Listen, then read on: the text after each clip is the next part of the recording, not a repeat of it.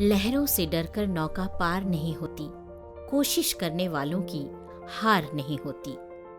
नन्ही चींटी जब दाना लेकर चलती है, चढ़ती दीवारों पर 100 बार फिसलती है। मन का विश्वास रगों में साहस भरता है, चढ़कर गिरना, गिरकर चढ़ना ना अखरता है। आखिर उनकी मेहनत बेकार नहीं होती, कोशिश करने वालों की कभी हार नहीं होती। ये वाक्य झारखंड के देवघर जिले के मत्स्य विभाग पर सटीक बैठता है।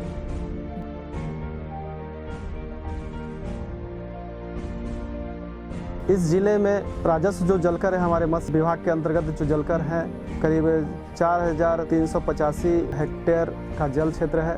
निजी जलकर जो है वो करीब 5,623 हेक्टेयर के करीब है। करीब 8 ऐसी मौसमी नदियां हैं जिससे पानी रहता है। मत्स्य पालक जो है नदियों के बेड में बालू हटाकर स्पॉन तैयार करते हैं और अपनी आमदनी प्राप्त करते हैं। जब मैं यहाँ पर आया था उस समय बहुत सारी चुनौतियाँ थी, लोगों की बहुत सारी समस्याएं थी। मैं प्रयत्न कर रहा हूँ धीरे धीरे समाधान करने का। देवघर के अजय नदी पर बनी सिकिटिया बराज में सघन मत्स्य पालन का कार्य शुरू किया और यहाँ पर RS की सुविधा मत्स्य पालकों को समिति बनाकर दिया, जिससे कि उनकी आजीविका और स्रोत के साधन बढ़ते गए। सिकिटिया बराज में मत्स्य पालन केज कल्चर में भी होता है, जिसमें करीबन 30 केज लगे हुए हैं। इन सभी चीजों के साथ सिकिटिया बराज के मत्स्य पालकों को नाव तथा मत्स्य जाल की सुविधा भी दी गई है। बहुत कम खर्च, कम मेहनत में ज़्यादा उपयोगी, ज़्यादा फायदावार है फिशरी विभाग से। बिया सरकार से मिल जाता है, उसमें हम लोगों का कुछ अपना पैसा भी लगता है। हम लोग दाना रांची से मंगाते हैं। 3 टाइम आते हैं, दाना खिलाते हैं। ग्रुप बाय ग्रुप हम लोग अपने मिलजुल के काम करते हैं और 1 केजी में कम से कम 3 टन मछली उत्पन्न करते हैं। हम लोग नर्सरी भी बनाए हैं, उसमें स्पॉन चीरा साइज का जो मछली आता है उसको हम लोग डालते हैं नर्सरी में और उसको फिंगर साइज बना के बेचते हैं। 3 से 4 लाख रुपया हम लोगों का सालाना हो जाता है। मत्स्य पालकों को प्रशिक्षण देने के लिए जिले में कई कार्यक्रम किए जाते हैं, गोष्ठी कराया जाता है। इसके साथ साथ जो है हमारा राज्य स्तरीय प्रशिक्षण कार्यक्रम है जो रांची के द्वारा दिया जाता है और प्रशिक्षण प्राप्त कर लेते हैं किसान। तो फिर हमें यहाँ पर उनको मत्स्य स्पॉन, फीड तथा फ्राई कैचिंग नेट इत्यादि जरूरत की जो चीजें हैं वो हम लोग उनको मुहैया कराते हैं। आने वाले समय में बाहर की मछलियों को हम लोग यहाँ से विदा कर देंगे, क्योंकि इतना मछली का उत्पादन करेंगे ताकि बाहर की मछली का जरूरत ही नहीं पड़े। विगत 3 वर्षों में हमारे जिले में करीब 1528 मछुआरा आवास का निर्माण कराया गया है। वैसे अगर विगत 10 वर्षों में देखें तो करीब 5000 मछुआरा आवास जिले को दिया गया है और इस वर्ष जो है करीब 450 मछुआरा आवास ब्लू रिवोल्यूशन योजना अंतर्गत तथा वेद व्यास योजना अंतर्गत का निर्माण कार्य प्रगति पर है और हमें लगता है कि सभी मछुआरे भाइयों को छत उपलब्ध हो सकेगा। इससे और बढ़िया हम लोगों का कुछ काम नहीं होता, इसलिए हम लोग मछली पालन का ही चुना। बहुत मन लगता है काम करने में हम लोगों का। यहाँ की ग्रामीण लोगों को मछुआ आवास मिला, केज भी मिला है और केज से हम लोग मत्स्य पालन भी कर रहे हैं और जाल मिला RFF में, RFF लगा करके बहुत बड़ी मछली हम लोग तैयार कर रहे हैं और इसमें जिला का बहुत ही सराहनीय योगदान रहा है।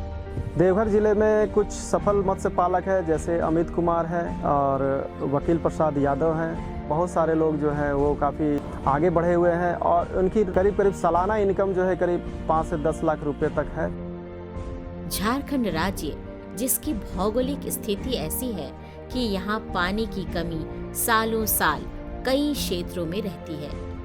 वर्षा का पानी यहाँ पर्याप्त मात्रा में लोगों तथा किसानों को उपलब्ध नहीं हो पाता है, जिसके कारण उनकी खेती नुकसान में रहती है।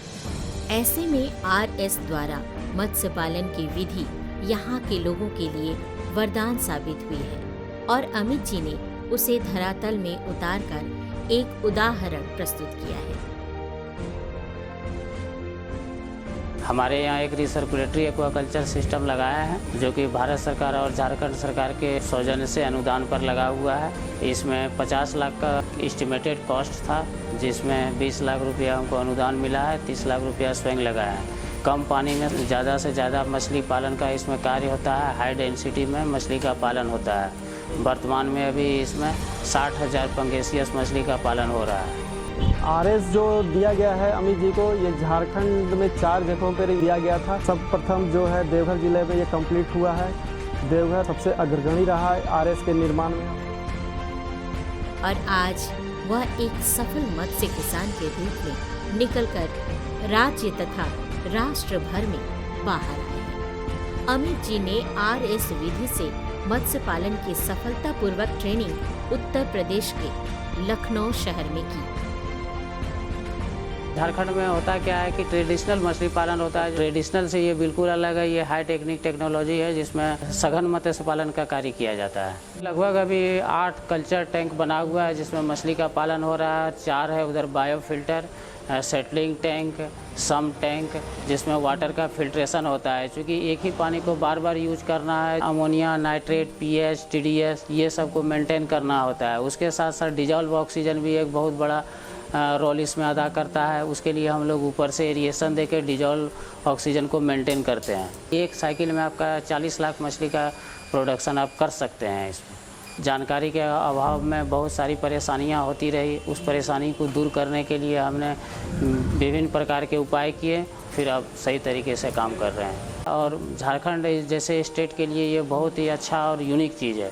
और उसी कौशल को झारखंड में उतारा, जिसका लाभ खुद भी ले रहे हैं और अन्य मत्स्य पालकों को भी प्रेरित कर रहे हैं कि वह उसका लाभ लेकर सफलता के आयाम को अमित जी की तरह छू पाएं। देवघर जिले में वकील यादव एक बहुत ही सफल मत्स्य पालक के रूप में उभरकर सामने आए हैं और उन्होंने भी स्पॉन्ज उत्पादन के क्षेत्र में अद्भुत कार्य किया है और उन्होंने झारखंड का प्रतिनिधित्व इजराइल में किया है।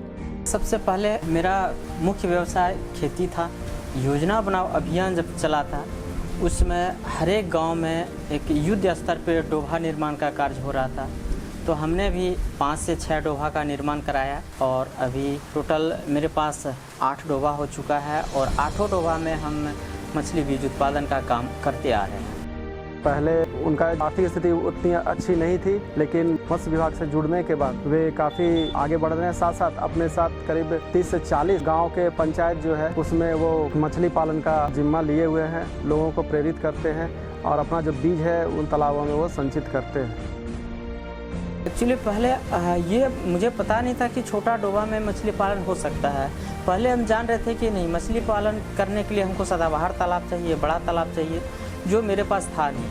तो जब डोभा का निर्माण हमने करा लिया तो फिर सोचे कि आखिर में इसका उपयोग हम किस किस पर्पस में कर सकते हैं। तो जब मत्स्य विभाग से संपर्क हुआ, वहाँ पे डीएफओ सर के माध्यम से मुझे जानकारी मिली कि नहीं, मछली पालन में बहुत सारा ये है जिसमें हम मछली उत्पादन कर सकते हैं, बीज उत्पादन भी कर सकते हैं। तो फिर मैंने मत्स्य विभाग से बीज उत्पादन का ट्रेनिंग लिया। बीज उत्पादन का ट्रेनिंग लेने के बाद हम अपने डोभा में मछली पालन का काम शुरू किए। इसके साथ ही मौसमी जो जलकर है उसमें हम ईयरलिंग का भी संचयन हम करवाकर उसमें से मत्स्य उत्पादन को बढ़ावा दे रहे हैं। बहुत बड़े स्तर पे हम स्पॉन्ज से बीज उत्पादन करते हैं और फिंगरलिंग तैयार करके फिर उसको हम मार्केट में भी बेच देते हैं और कुछ जो मेरे पास बड़ा साइज का तालाब है फिर उसमें हम स्टॉक कर लेते हैं। उसके बाद जितना हमको ज़रूरत पड़ता है तालाब में डालने के लिए उतना रखते हैं। रेस्ट जो है सो हमारे यहाँ बहुत सारा कस्टमर है जो हमसे संपर्क करते हैं, फिर उसको हम सप्लाई कर देते हैं। इसके लिए मुझे विभाग से काफ़ी सहयोग मिला।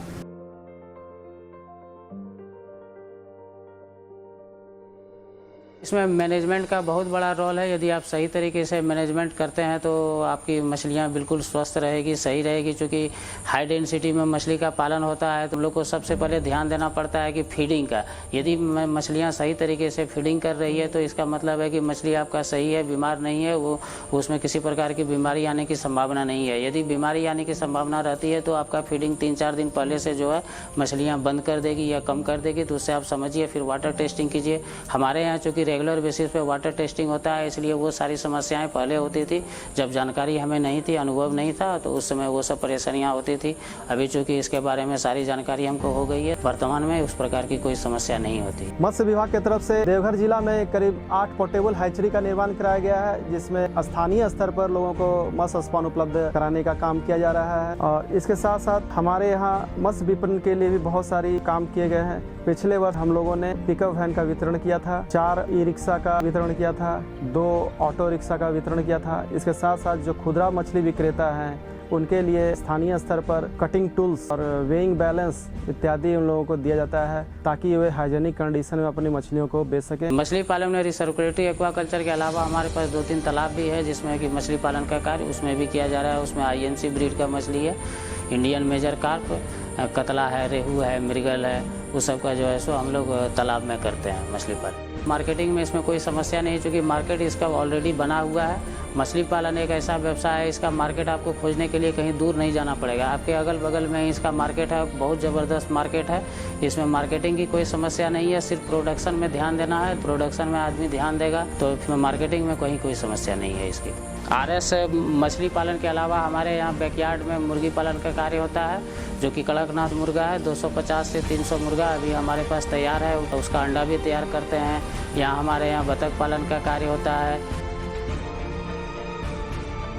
गाय पालन का भी कार्य होता है, बकरी पालन भी उसमें शामिल है। हम पौंड में भी मछली पालन करते हैं। ये जिला मत्स्य कार्यालय देवघर द्वारा एक टोटो भी हमको मिला है मार्केटिंग करने के लिए फिश का। उसके अलावा समय समय पर सीड भी दिया जाता है, फीड भी दिया जाता है।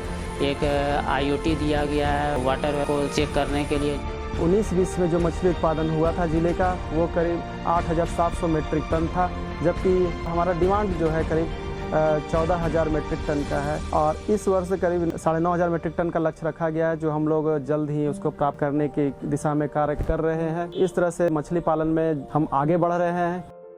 चूँकि देखिए रिसर्कुलेटरी एक्वाकल्चर सिस्टम जो है सो ये बड़ा प्रोजेक्ट है। फार्मर को होना चाहिए कि बैंक से सहयोग लेके काम करें। क्योंकि हम जब स्टार्ट किए थे तो वो लोग बताए कि आप इसमें नए हैं, तो हम लोग अभी इसमें सहयोग नहीं कर पाएंगे। सफलता हमको मिली तो बैंक वाला भी जो है सो आए और मदद किए। प्रधानमंत्री मत्स्य संपदा योजना अंतर्गत बैकयार्ड रिसर्कुलेटरी एक्वाकल्चर सिस्टम भी उपलब्ध करवा रहे हैं, ताकि उतनी बड़ी यूनिट जो चला नहीं सकते हैं, कम से कम छोटी यूनिट है 2 चैम्बर का या 4 चैम्बर का, वो अपना घर के पिछवाड़े में लोग चला सके। साथ साथ बायोफ्लॉक तकनीक, एक्वापोनिक्स तकनीक आदि नवीनतम तकनीक का समावेश किया गया है। नए रेयरिंग तालाबों का निर्माण, सीमेंटेड हैचरी का निर्माण, साथ साथ केज कल्चर के द्वारा जो पुनासी जलाशय स्थापित है उनको जोड़ने का निर्णय है। RFF जो यहाँ प्रचुर संभावना है RFF की, वहाँ पर हम लोग करीब 20-25 अतिरिक्त RFF लगाकर मछली पालन का काम करेंगे।